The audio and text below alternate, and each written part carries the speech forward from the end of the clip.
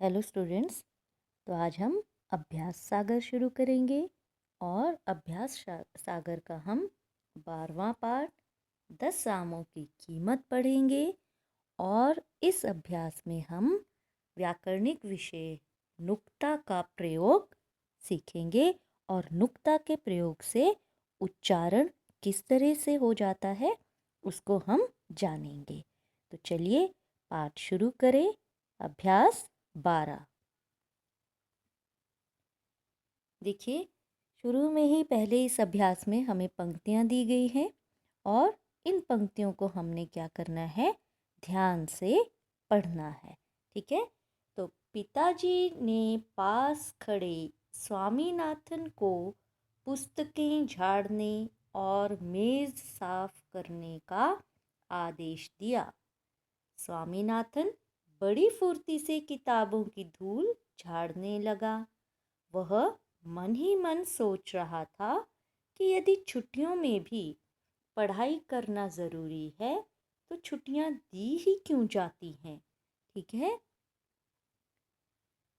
तो देखिए, अब आपने इसमें क्या करना है, ऊपर दिए गए अनुच्छेद में से ऐसे शब्दों को लिखिए जिनके ज और फ वर्णों के नीचे बिंदी लगी हुई है और जिनके ज तथा फ वर्णों के नीचे बिंदी नहीं लगी हुई है।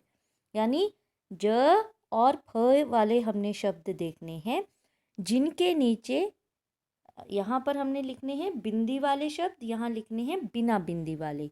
यानी उन शब्दों के नीचे देखना है, ऊपर नहीं। ठीक है। हम अनुस्वार अनुनासिक नहीं देख रहे हैं, हम शब्दों के नीचे लगी हुई बिंदी की बात कर रहे हैं। और देखना भी कौन है, जहाँ पे ज और फ वाले शब्द। जैसे अब बिना बिंदी वाले, तो ये देखो पिताजी आ गए पहले ही, है ना। यहाँ पर आगे आपके जैसे ये पिताजी। ठीक है। और फिर उसके बाद हमारा आ गया इसमें पिताजी ने पास खड़े को स्वामीनाथन को पुस्तकें झाड़ने और मेज मेज साफ। ज हमें ज और फ के नीचे ही बोला ना, इसी में हमने बिंदी देखनी है और नहीं भी देखनी है। ठीक है। तो यहाँ तो बिंदी है ना, मेज और साफ के नीचे। ठीक है। मेज और मेज साफ और नहीं आएगा। ठीक है, एक मिनट।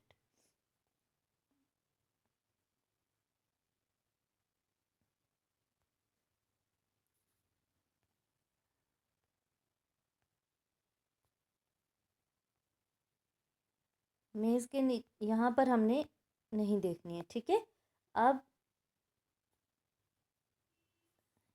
मेज और साफ। ठीक है, ये हो गए दो, है ना। और यहाँ देखो फुर्ती, है ना। ये देखो ये वाला हो गया। और कौन सा है, और साथ ही साथ हमारा और भी कोई शब्द है। ज़्यादा छुट्टियों में भी पढ़ाई करना ज़रूरी है ना, ज़रूरी आ गया यहाँ पर। इस शब्द को भी हम देख लेंगे। ये बिंदी वाला है, ज के नीचे बिंदी लगी है। और जाति, यहाँ पर यहाँ पर बिंदी नहीं लगी हुई। देखिए, तो कौन कौन से शब्द हो गए हमारे पास, बिंदी वाले शब्द और बिना बिंदी वाले। ठीक है। तो बिंदी वाले कौन से, ज और फ के नीचे ही बोला है ना। तो बिंदी वाले हो गए हमारे, ये हो गया मेज और साफ और ज़रूरी, तीन ये हो गए। ठीक है। और बिना बिंदी वाले शब्द पिताजी, फुर्ती और जाति। ठीक है, हो गए ना तीन, बिना बिंदी वाले और बिंदी वाले। अब कह रहे हैं कि अब इन शब्दों को बोल बोल कर पढ़िए। ज बोलते समय अंग्रेजी के जेड वर्ण की तरह आवाज निकलती है। ज बोलते ना, जेड, ज। जबकि फ बोलते समय ऊपर के दांत नीचे के होंठ को छूते हैं। फ फ दांत और होठ। ठीक है। जब हम फ बोलते हैं तो दोनों होंठ एक दूसरे को छूते हैं। ज और फ नीचे, ज और फ नीचे जो बिंदी लगी होती है इनके, उसे नुक्ता कहते हैं। ठीक है, और इस नुक्ता का प्रयोग ज़्यादातर उर्दू भाषा तथा कुछ अंग्रेजी भाषा के शब्दों के उच्चारण में भी होता है। तो ज़्यादातर कहाँ होता है? उर्दू के शब्दों में। ठीक है, ज और फ के नीचे ही नुक्ता लगा होता है। तो आइए अब इन नुक्ता वाले शब्दों को बोल बोल कर पढ़ने का अभ्यास करें। तो जब बोलने के लिए कहते हैं तो स्वयं भी बोल के आपने देखना है। जैसे कॉफ़ी, तो यहाँ फ के नीचे वैसे लगा नहीं है, कॉफ़ी तो होता नहीं है, यहाँ फ के नीचे आप क्या लगाएंगे? नुक्ता। तेज, ज़रा, यहाँ लगा नहीं होगा ना कॉफ़ी के नीचे, तो फ के नीचे आप लगा लें। ठीक है, इसका भी तरीका होता है, फ के कहाँ लगाना है। ये जैसे आप देखें, हाँ, कॉफ़ी, तेज, ज़रा, सिर्फ, साफ, ज़रूर, आवाज़, नज़र, फन, ज़मीन, जहाज़, इंतज़ार। ठीक है, तो अब प्रश्न 3 जो दिया गया है, इसमें नीचे स्तंभ क में कुछ शब्द दिए गए हैं और स्तंभ ख में उनके अर्थ दिए गए हैं। तो शब्दों को उनके अर्थ से मिलाना है। ठीक है, तो मिलान करना है। तो देखिए, यहाँ बिना नुक्ता वाले हैं और नुक्ता वाले हैं। ठीक है, शब्द। तो अब इनमें क्या अंतर आ जाता है ये आप देखेंगे। तो यहाँ पर है पहला, फन। तो फन क्या होता है? फन होता है सांप का मुंह। ठीक है, फन होता है सांप का मुंह। अगर मैं अब यहाँ पर इस तरह से लगाऊंगी तो ये खिचड़ी सी ना बन जाए। ठीक है, तो फन होता है सांप का मुंह। चलो मैं लगा ही देती हूँ।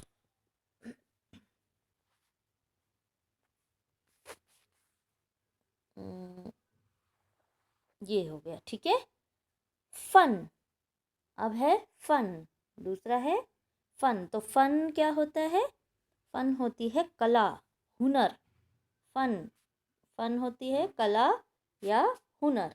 तो ये कला। ठीक है, जरा। अब यहाँ लिखे जरा। अब जरा क्या होता है? जरा, जरा यानी बुढ़ापा। ठीक है, तो जरा, ये हो गया बुढ़ापा। ठीक है, अब अगला लिखे ज़रा। ज़रा, ज़रा मतलब थोड़ा, है ना। ज़रा, ज़रा है, देखो क्या जाला सा बन गया ना, थोड़ा। ठीक है, और फिर है तेज। तेज होता है चमक या आभा। अब इसको देखो कहाँ से ले जाऊं, ये हो गई चमक, आभा। और ये तेज क्या है? तेज है तीव्र गति। ठीक है, तो यदि हम इसको देखें तो अगर मैं गिनती लिखूं, ठीक है, तो ये 5वां नंबर आ गया आपका, 5, 4, ये है 1 नंबर, ये है 6, ये है 3 और ये है 2। ठीक है,